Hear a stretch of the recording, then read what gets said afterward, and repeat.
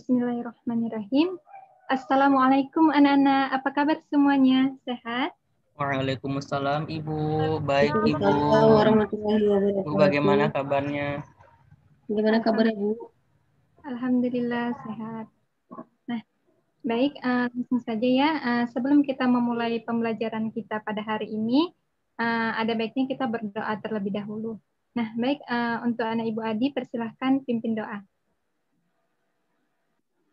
Baik Bu, untuk mendapatkan keberkahan dalam pembelajaran kita pada hari ini, marilah kita mulai pelajaran kita pada hari ini dengan berdoa. Berdoa dimulai.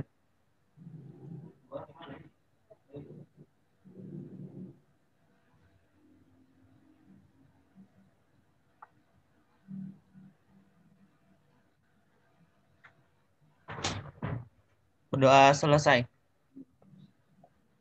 Nah, baik, di sini Ibu akan mengirimkan link absensi kita pada hari ini.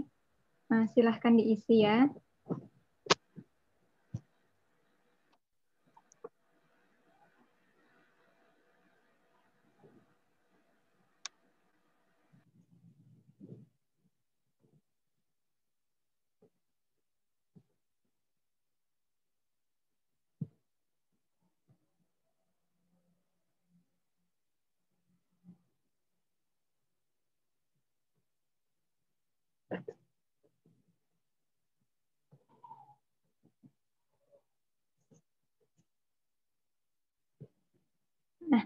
Nah, baik, sembari mengisi absen, langsung saja Ibu ini mau nanya-nanya dulu.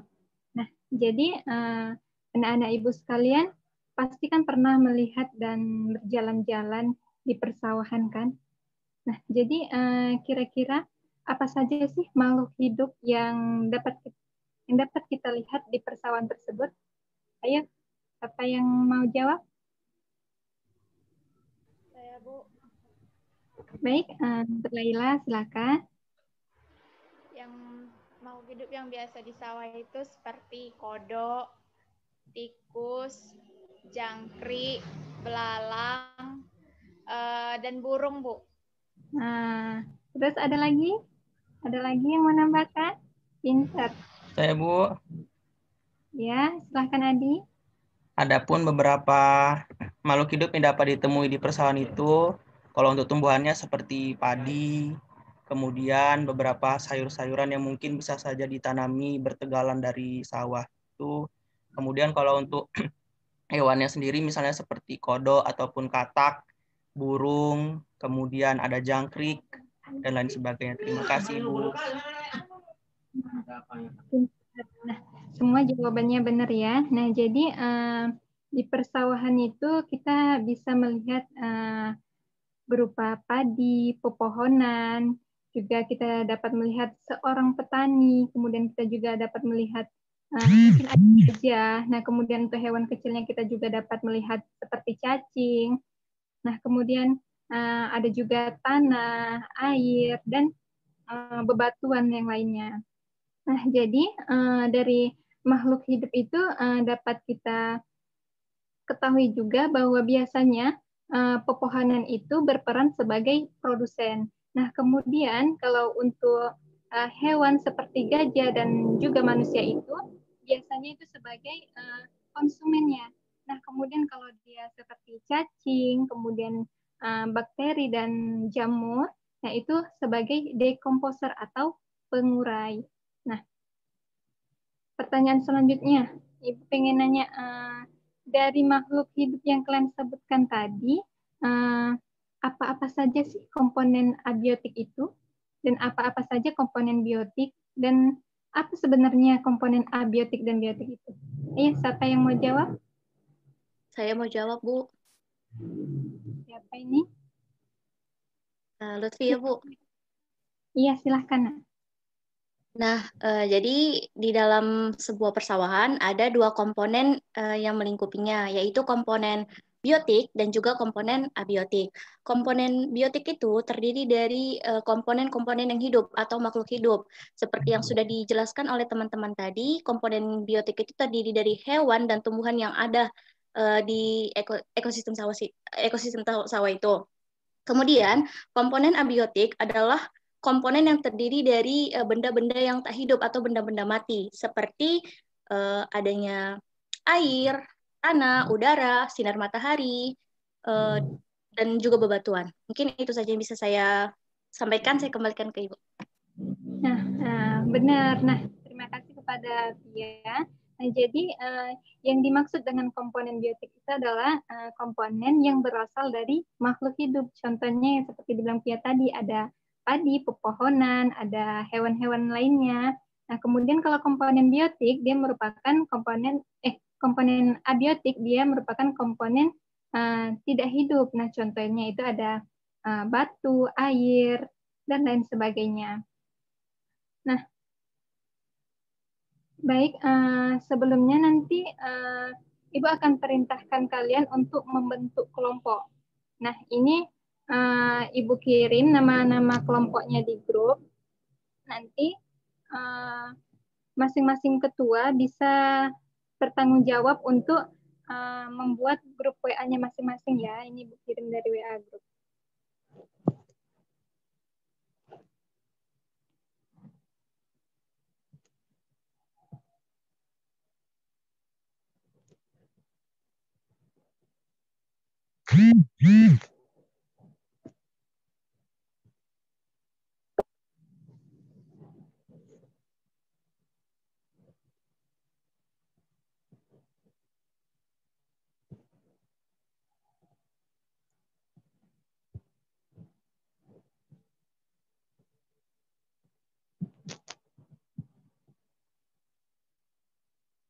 Nah, sudah dilihat nama-nama kelompoknya? Sudah, Bu. Sudah, Bu. Nah, kita lanjut ya. Kita lanjut. Baik, adapun tujuan pembelajaran kita pada hari ini, yaitu yang pertama kita akan mengidentifikasi komponen penyusun dari ekosistem. Nah, lalu yang kedua kita akan menganalisis komponen dan interaksi yang terjadi pada ekosistem. Nah, lalu yang ketiga kita akan menyajikan hasil analisis penyelesaian masalah mengenai permasalahan yang terjadi dalam ekosistem. Baik, selanjutnya di sini Ibu akan menampilkan PPT yang telah Ibu buat. Untuk anak-anak Ibu sekalian bisa disimak dan didengarkan penjelasan dari Ibu ya.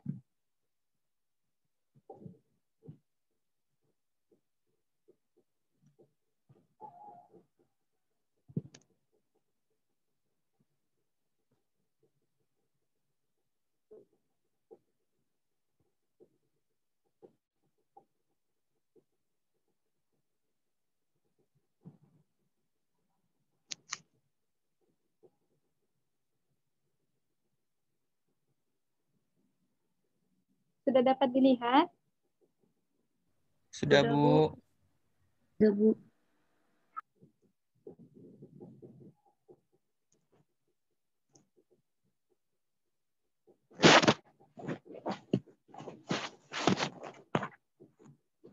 Sudah?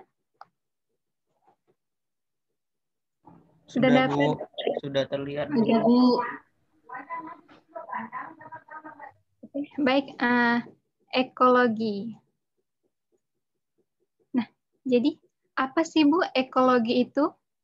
Nah, jadi kita ketahui kan dalam ilmu biologi banyak kali cabang-cabang ilmu biologi. Nah, salah satunya yaitu adalah cabang biologi itu banyak sekali ya. Yang pertama, salah satunya yaitu adalah ekologi. Nah, jadi ekologi ini merupakan salah satu cabang biologi yang mempelajari tentang ekosistem. Nah, jadi apa yang dimaksud ekosistem itu? Nah, ekosistem ini adalah hubungan timbal balik antara makhluk hidup dengan lingkungannya. Baik, kita lanjut. Nah, jadi adapun materi yang akan kita bahas pada hari ini, yang pertama ada satuan penyusun ekosistem. Nah, lalu yang kedua, kita akan membahas komponen-komponen penyusun ekosistem. Nah, lalu yang ketiga kita akan membahas interaksi antar komponen ekosistem.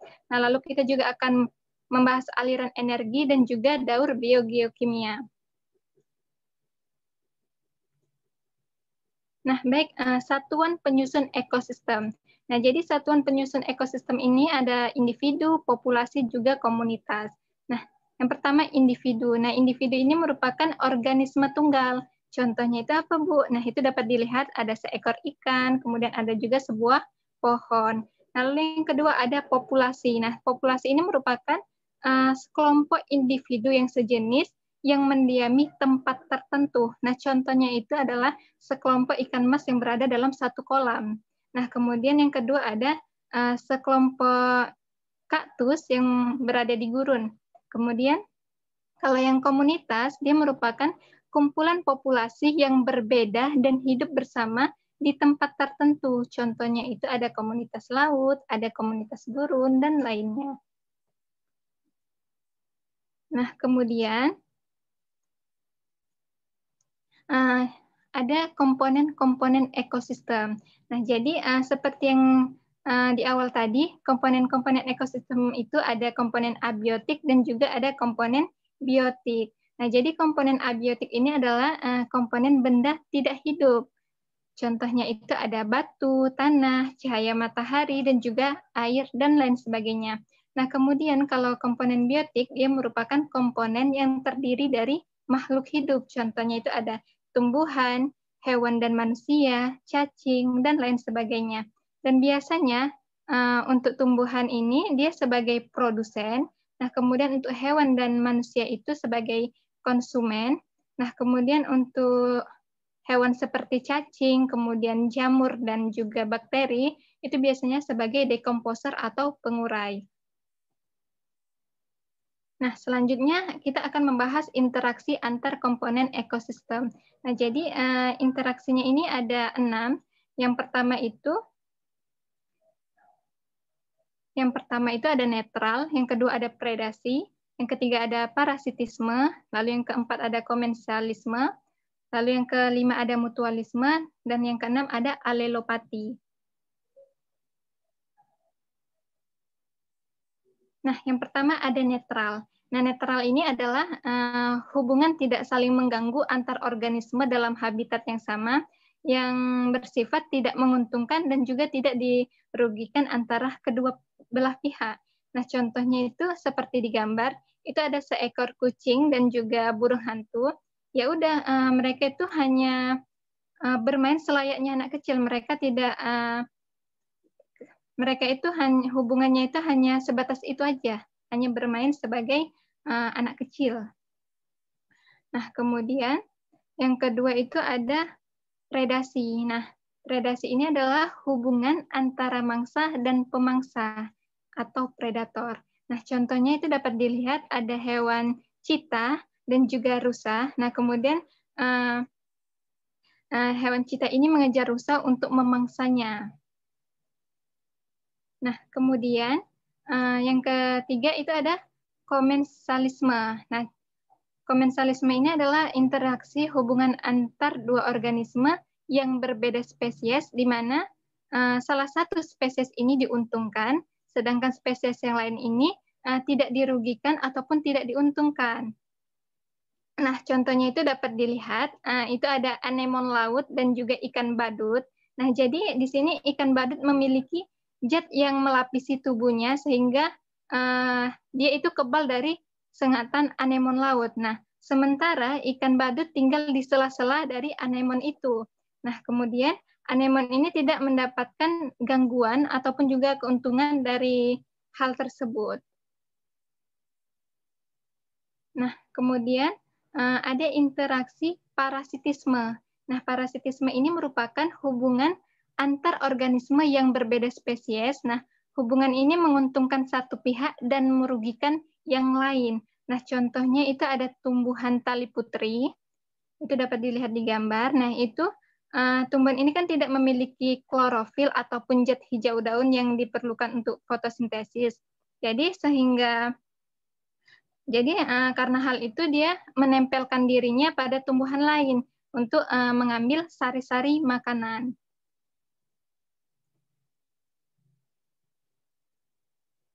Nah, kemudian selanjutnya ada interaksi mutualisme. Nah, mutualisme ini adalah hubungan antara dua organisme yang berbeda spesies yang saling menguntungkan kedua belah pihak. Nah, contohnya itu dapat dilihat lebah madu dan tanaman berbunga.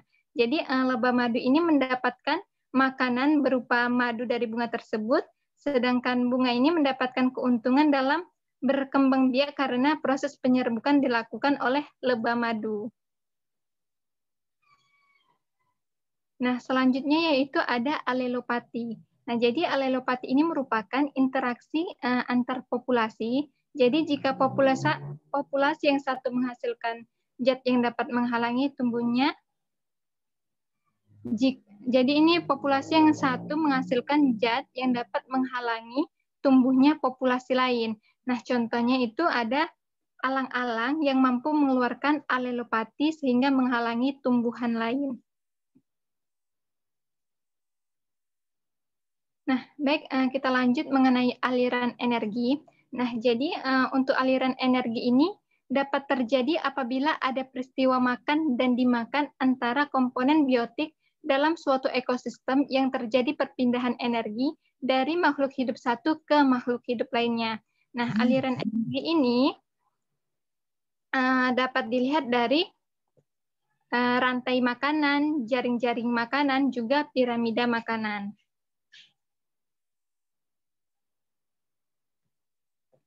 Nah, yang pertama itu dapat dilihat ada rantai makanan. Nah, itu ada contohnya. Dapat dilihat bahwasanya semua rantai makanan itu dimulai dari tumbuhan berklorofil. Nah, contohnya pada gambar itu adalah tumbuhan padi. Nah, padi ini tumbuhan berklorofil dan berperan sebagai produsen. Nah, kemudian dari padi terjadi perpindahan energi dari konsumen tingkat 1 sehingga padi ini dimakan oleh belalang. Nah, kemudian belalang ini merupakan konsumen tingkat 1 dan merupakan hewan herbivora sehingga energi padinya tadi itu berpindah ke belalang. Nah, kemudian belalang dimakan oleh katak yang merupakan konsumen tingkat 2 yang merupakan karnivora. Jadi energi belalang ini berpindah ke katak. Nah, selanjutnya katak dimakan ular yang merupakan konsumen tingkat 3 yang merupakan karnivora. Nah, jadi energi katak tadi berpindah ke ular. Nah, setelah ular tersebut mati, kemudian ular itu diuraikan oleh dekomposer. Nah, dekomposernya itu di situ ada seperti jamur. Nah, itu dia. Nah, kemudian ada jaring-jaring makanan. Nah, jadi pada jaring-jaring makanan ini dapat dilihat, jadi peristiwanya itu dapat dilihat di gambar, itu padi dimakan oleh ayam. Nah, kemudian padi dimakan oleh ayam, kemudian juga ada belalang, ulat, tikus, dan burung pemakan biji. Nah, kemudian ayam dimakan oleh ular dan elang. Kemudian belalang dimakan oleh ayam dan burung pemakan serangga. Nah, kemudian ulat dimakan ayam dan burung pemakan serangga. Kemudian ada tikus dimakan ular dan elang. Nah, kemudian itu juga ada burung pemakan serangga dimakan ular dan elang. Nah, kemudian ular dimakan elang, dan terakhir elang diuraikan oleh dekomposer. Nah, selanjutnya yaitu ada piramida makanan. Nah, jadi piramida makanan ini adalah sebuah gambaran yang menampilkan informasi tentang pengelompokan ekosistem yang membandingkan komposisi dan jumlah biomasa. Nah, jadi pada gambar ini dapat kita lihat bahwa di tropik 1 itu ada produsen, lalu di tropik 2 itu ada konsumen 1, nah lalu yang di tropik 3 itu ada konsumen 2, nah lalu yang di tropik 4 itu ada konsumen 3 atau puncak. Nah, itu dia. Nah, selanjutnya yaitu mengenai daur biogeokimia.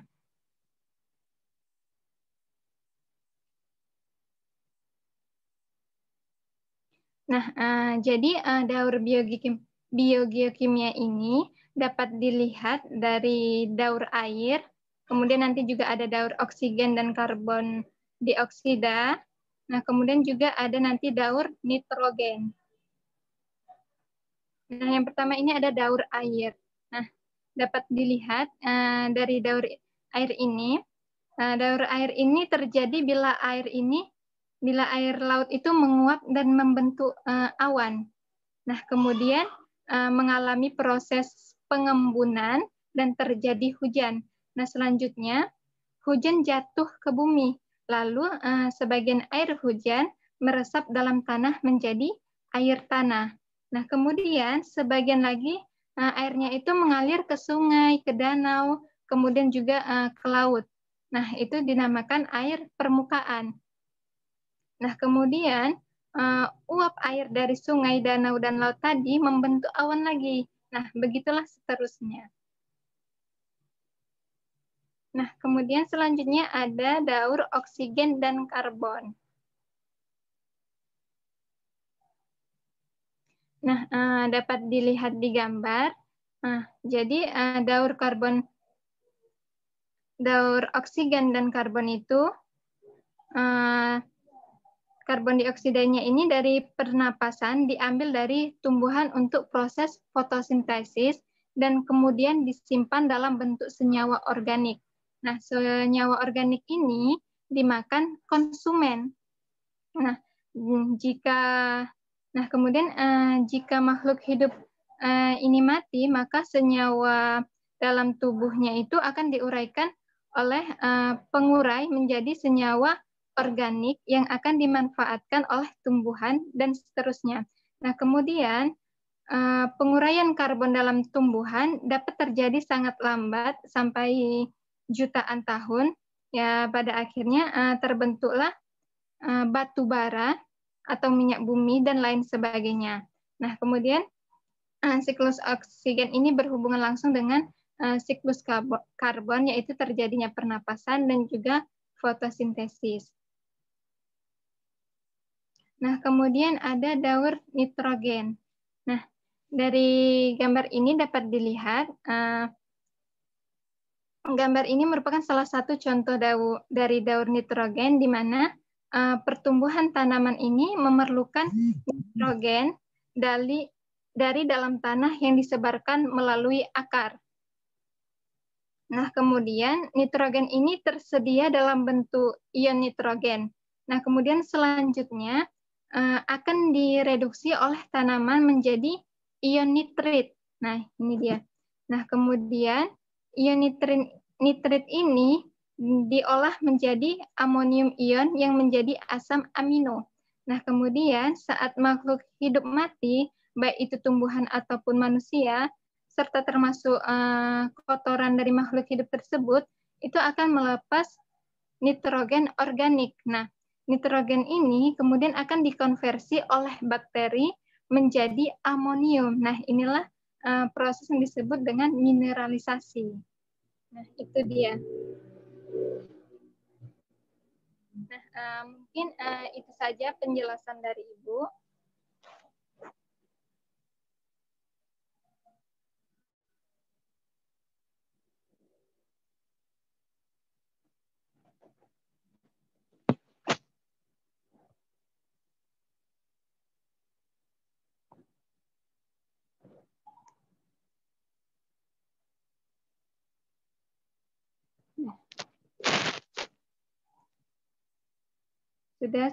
Sudah didengarkan. Jadi selanjutnya tadi kan Ibu ada mengirimkan nama-nama kelompok dan nama-nama ketuanya. Sudah dibikin tadi ininya, grupnya? Sudah, Bu. Sudah? Nah, jadi di sini Ibu akan memberikan tugas kepada kalian. Kalian bisa langsung membuka forum diskusinya dari grup WA kelompok kalian masing-masing. Nah, jadi tadi ada kelompok 1 ketuanya tadi ada Ani. Terus kelompok 2 tadi ketuanya ada RA. Kemudian yang ketiga tadi ketuanya ada Kak Lisa. Nah, kemudian ketua kelompok 4 tadi ada Adi. Nah, untuk kelompok 1 ini akan membahas soal nomor 1. Kemudian untuk kelompok 2 dia akan membahas soal nomor 2. Begitu juga dengan kelompok 3 dan 4. Ini Ibu ini ya, Ibu kirim LKS-nya ya.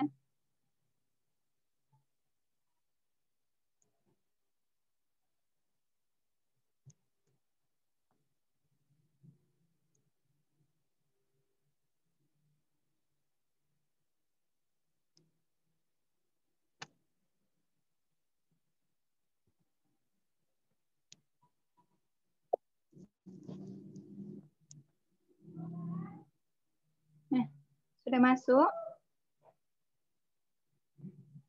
Sudah, Bu. Sudah, Bu. Nah, jadi jika ada yang ingin ditanyakan, bisa langsung ditanyakan aja. Ini Ibu kasih waktu 10 menit untuk diskusinya. Nah, jadi di LKS itu kan ada Ibu suruh untuk identifikasi dan merumuskan masalah terhadap permasalahan yang ada pada wacana. Nah, jadi di sini kalian bisa menggunakan sumber buku ataupun browsing dari internet juga boleh. Terus kalian juga dapat menuliskan hasil diskusinya. Nanti Ibu minta setiap perwakilan kelompok secara bergantian untuk menyajikan hasil diskusinya dan mempresentasikannya. Sudah paham? Oke. Paham, Bu. Paham, Bu. Oke, punya 10 menit ya dari sekarang. Oke, silakan.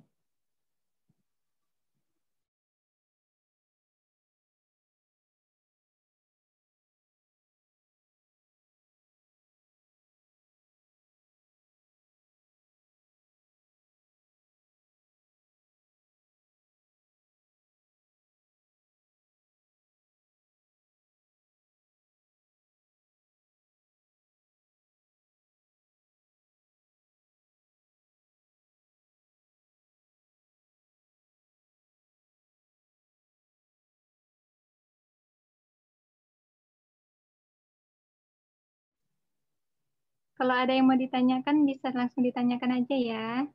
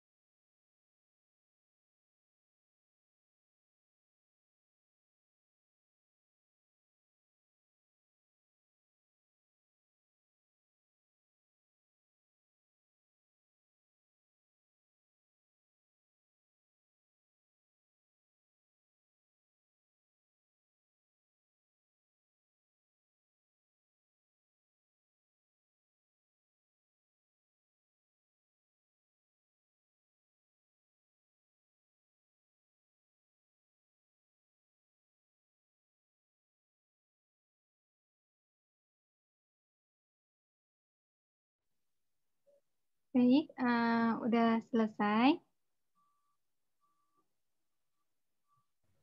Sudah, Bu. Sudah, Ya, yang Bu. lainnya? Yang Sudah, lainnya? Bu. Nah, baik, sesuai yang Ibu perintahkan tadi, untuk kelompok 1, ayo, siapa yang mau jawab? Saya, Pertanyaan Bu. kelompok 1. Saya, Bu. Ada siapa itu? Ada Ani, Sally, ada Kintan, ada Rauda, ada Sandra. Siapa yang mau? Saya Wakilan? Ani, Bu. Siapa itu? Ani. Ini. Boleh, silakan, Nak. Baiklah, bismillahirrahmanirrahim. Assalamualaikum warahmatullahi wabarakatuh. Waalaikumsalam warahmatullahi wabarakatuh. Jadi, saya dari kelompok 1 ya, sebagai ketua dari perwakilan kelompok 1. Nah, di sini saya ingin menjawab pertanyaan yang ada di LKS yang Ibu berikan, yaitu wacana yang terdapat dalam teks yang ada di LKS. Nah, menurut saya, identifikasi permasalahan-permasalahan dari wacana yang ada di LKS ya, Bu. Nah, menurut saya itu permasalahannya ada 3. Yang pertama, hasil tanaman padi di daerah Sukoharjo ini mengalami penurunan akibat serangan hama, baik itu hama wereng, hama tikus, dan lain-lainnya. Nah, untuk yang kedua itu adalah usaha petani di daerah Sukoharjo ini mengurangi populasi tikus dengan cara goprok dengan cara grop yok dan tidak membuahkan hasil sama sekali. Nah, untuk yang ketiga itu adalah meningkatkan populasi hama padi di ekosistem sawah, menurunkan produktivitas tanaman padi di daerah Sukoharjo. Cukup sekian, terima kasih. Assalamualaikum warahmatullahi wabarakatuh. Baik, jawabannya bagus. Terima kasih, Ani. Nah, itu tadi perwakilan dari kelompok 1. Untuk pertanyaan 2 dari kelompok 2, ayo siapa yang mau jawab? Cantumkan tangannya, ayo. Kelompok 2. Saya, Bu. Siapa? RA.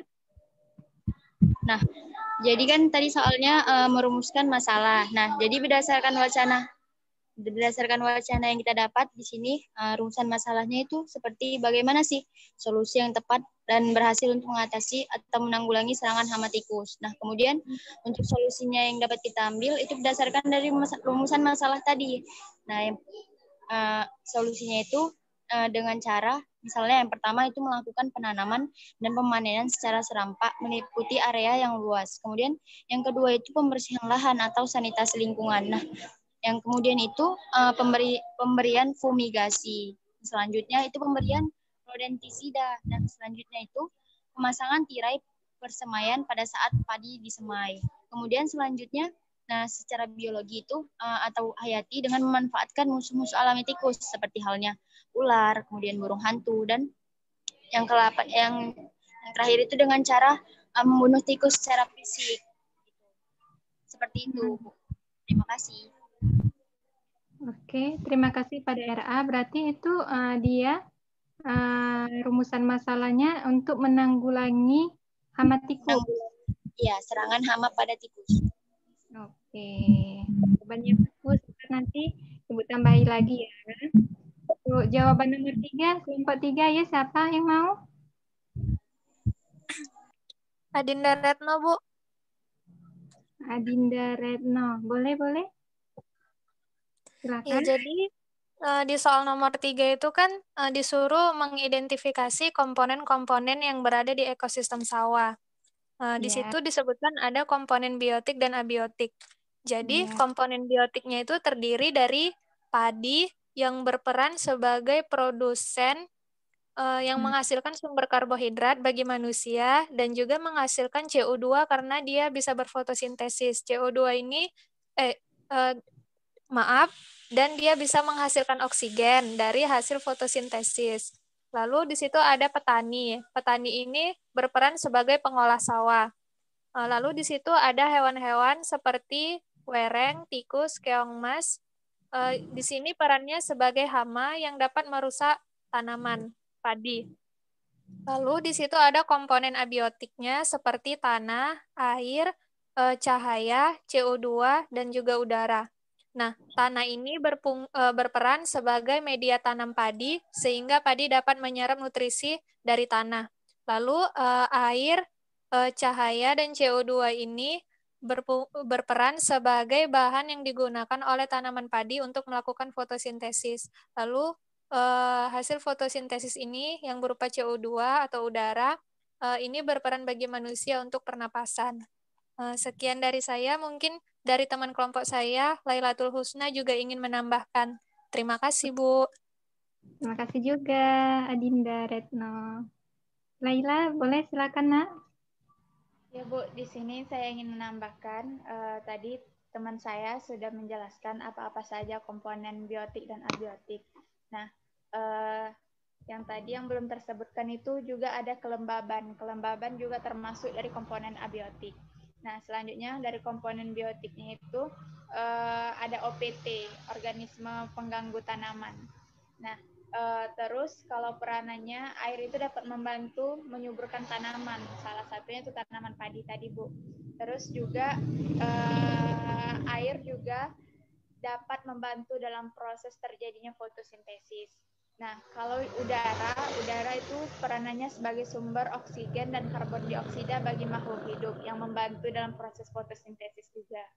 Nah, dan suhu peranannya menjaga kelangsungan hidup bagi seluruh makhluk yang ada di dunia.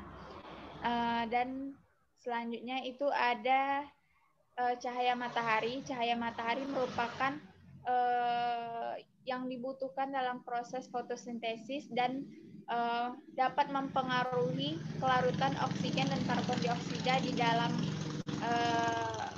dalam air. Dan selanjutnya itu ada tanah. Tanah juga dapat membantu sebagai wadah untuk tumbuhnya tanaman padi tersebut, Bu. Ya. Itu saya tambahan dari saya, Bu. Oke, terima kasih untuk kelompok 3. Jawabannya bagus-bagus. Nah, kita lanjut aja dulu ya, nanti Bu kasih tambahannya. Untuk pertanyaan nomor 4, kelompok 4. Ayo, siapa yang mau coba jawab? Saya, Bu. Siapa itu? Oh, Adi. Baik, Bu. Oke, silakan. Assalamualaikum warahmatullahi wabarakatuh. Waalaikumsalam warahmatullahi wabarakatuh. Baik, selamat pagi teman-teman semua. Baik, di sini saya perwakilan dari kelompok 4 ingin menjawab pertanyaan dari soal nomor 4 ya. Jadi soal nomor 4 itu kan secara spesifik disuruh untuk menyebutkan bagaimana interaksi yang terjadi pada ekosistem sawah seperti itu. Nah, berdasarkan dari hasil penjelasan Ibu tadi, bahwasanya interaksi dalam ekosistem itu kan setidaknya ada 4 ya. Nah, interaksi yang pertama itu adalah interaksi yang sifatnya netral.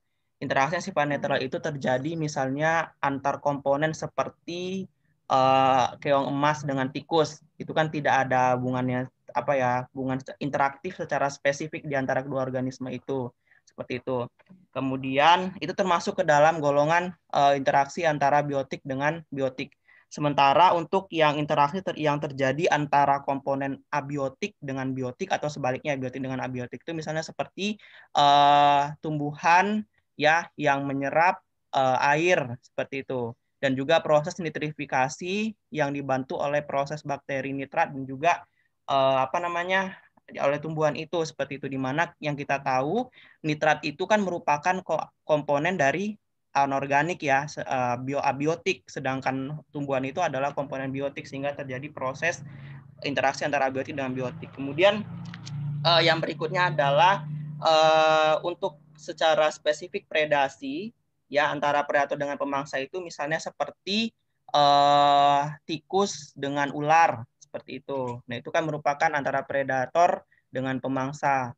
Seperti itu. Sedangkan yang berikutnya itu interaksi tadi misalnya seperti alelopati. Alelopati ini kan kalau menurut ekologi terjadi karena adanya pemutusan satu bentuk populasi sehingga mengakibatkan adanya ledakan populasi organisme lainnya. Nah, itu kan dapat terjadi apabila terjadi switching atau apa namanya ya, ketidakseimbangan antara yang dimakan dengan ketersediaan bahan pakannya, seperti misalnya seperti ini. Bisa jadi mungkin ketika katak itu berkurang, maka ledakan populasi dari si ular itu juga akan berkurang. Karena memang ketersediaan antara bahan makanannya itu sedikit seperti itu. Jadi ada kesenjangan di antara interaksi itu. Demikianlah yang dapat saya sampaikan. Lebih dan kurang saya mohon maaf. Assalamualaikum warahmatullahi wabarakatuh. Waalaikumsalam warahmatullahi wabarakatuh. Wah, jawabannya bagus-bagus semua. Tepuk tangan untuk kita semua ya. Nah, baik. Selanjutnya di sini Ibu akan memberikan sedikit tanggapan atas jawaban-jawaban dari kalian tadi. Nah, jadi kan untuk pertanyaan pertama tadi, pada wacana tersebut kan kita dapat mengidentifikasi permasalahan-permasalahan yang muncul dalam wacana. Nah, jadi seperti yang dibilang teman kalian tadi, yang mana kita di sini dapat mengidentifikasi permasalahannya. Yang pertama itu bahwa hasil tanaman padi petani di Sukoharjo itu tadi yang dibilang kawan kalian mengalami penurunan. Nah, kemudian tadi juga dibilang usaha petani untuk mengurangi populasi tikus dengan cara gropyok tadi ya. Nah, kemudian tadi juga ada meningkatkan populasi hama padi di ekosistem sawah, menurunkan produktivitas tanaman padi. Nah, kemudian di wacana ini juga dapat kita identifikasi bahwa tanaman padi petani ini bisa panen hanya 70% saja akibat dari serangan hama wereng tadi. Nah, itu mungkin tambahan dari Ibu.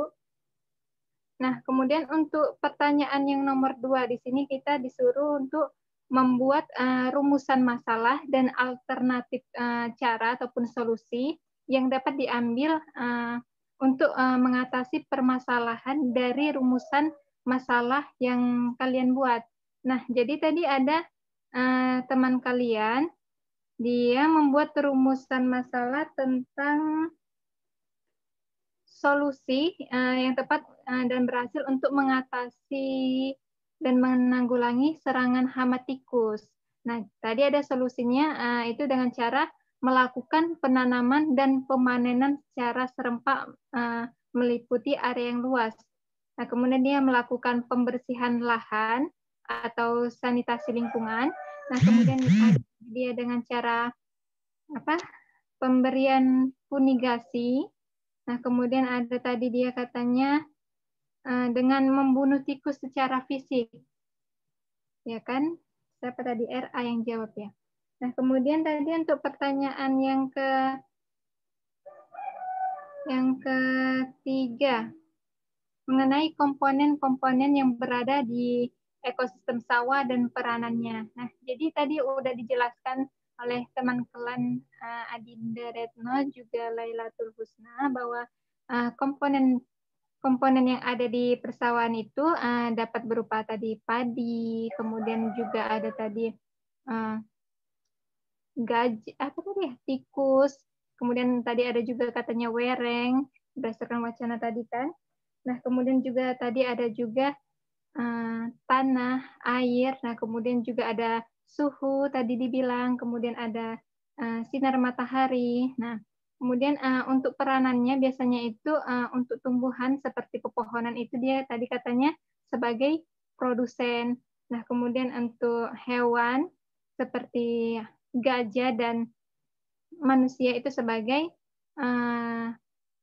konsumennya. Nah, kemudian kalau seperti dia cacing, nah kemudian juga ada seperti bakteri, itu biasanya dia peranannya sebagai dekomposer atau pengurai.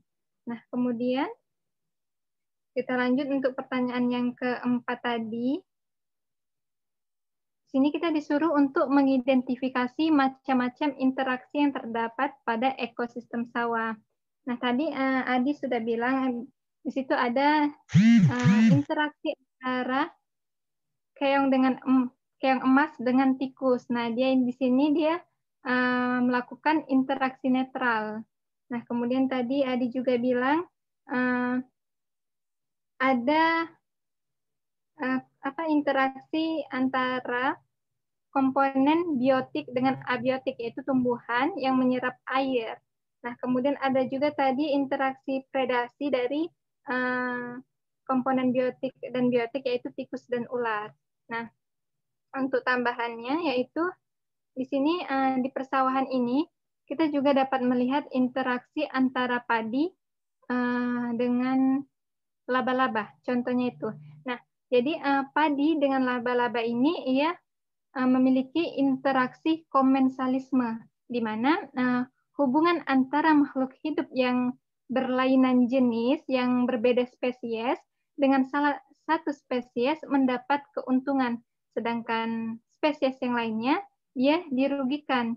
Nah, dari contoh ini, laba-laba ini mendapatkan keuntungan untuk mendapatkan tempat tinggal dengan cara membuat sarang laba-laba pada tanaman padi. Nah, sedangkan padi ini tidak merasa diuntungkan, tidak merasa juga dirugikan, karena dari laba-laba itu tadi membuat sarang itu tidak mempengaruhi dari padi tersebut. Nah, mungkin itu tambahan dari Ibu. Ada yang mau ditanyakan? Udah paham kan? Alhamdulillah sudah paham, Bu. Alhamdulillah. Nah, sebelumnya terima kasih kepada anak-anak Ibu untuk sekalian untuk pembelajaran kita pada hari ini. Di sini Ibu ingin siapa sih yang mau nyimpulkan, coba? Saya, Bu. Sesi akhir. Adi, boleh.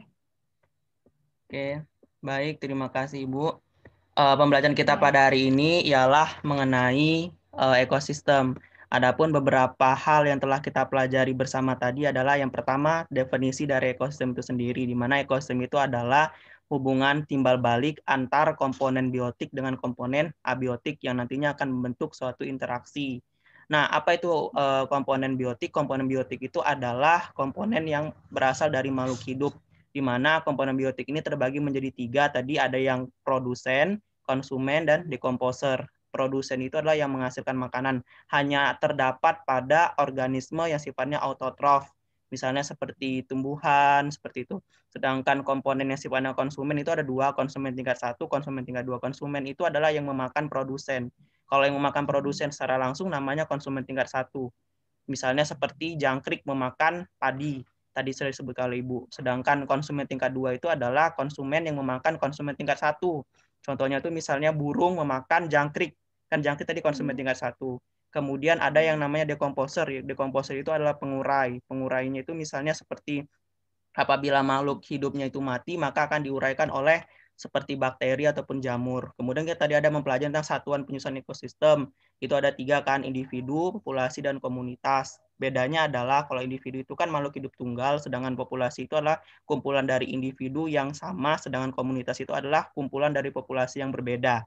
Sedangkan komponen ekosistem itu tadi interaksi antar ekosistem itu ada 5, tadi ada 6, yaitu netral, predasi, parasitisme, komensalisme, mutualisme, dan alelopati. Nah, aliran energi dalam ekosistem itu setidaknya ada 3 yang menggambarkan tentang bagaimana konversi dari perwujudan energi dalam suatu bentuk bahan makanan yang nantinya akan dikonsumsi oleh makhluk hidup lain. Yang itu tergambar secara jelas dalam 3 aspek. Yang pertama adalah jaring-jaring makanan, yang kedua rantai makanan, dan juga piramida makanan. Perbedaannya hanya terletak pada sajian hubungan antar komponen makhluk hidup itu.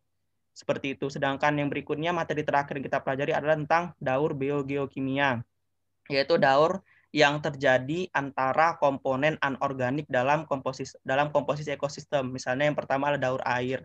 Air itu kan didapat dari proses evaporasi dari air yang ada di permukaan tanah, kemudian mengalami kondensasi setelah terbentuknya awan, sehingga terbentuklah titik-titik hujan.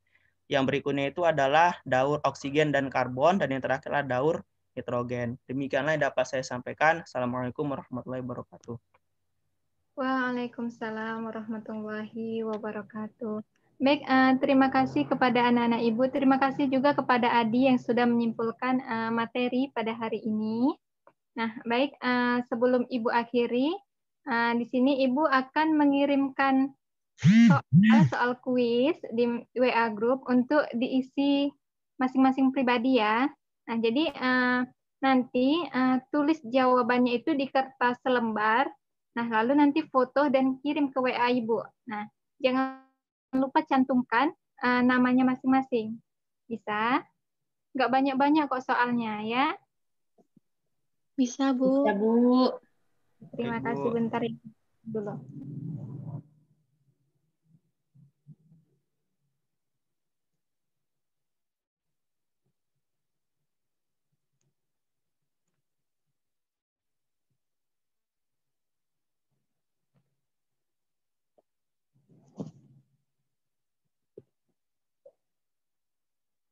Sudah dapat dilihat? Sudah masuk? Sudah masuk, Bu, soalnya, Bu. Iya. Sudah, Nah, Bu. oke, jangan lupa dikerjakan sekarang ya. Ibu. Oke, temannya ya. Nah, baik. Sebelumnya kita tutup dulu pembelajaran kita pada hari ini. Untuk materi selanjutnya kita akan membahas mengenai perubahan lingkungan. Nah, oke, untuk Adi, untuk mengakhiri pembelajaran kita hari ini, silahkan pimpin doa. Baik, Bu. Untuk mendapatkan berkah dari pembelajaran kita pada hari ini, marilah kita berdoa. Berdoa dimulai.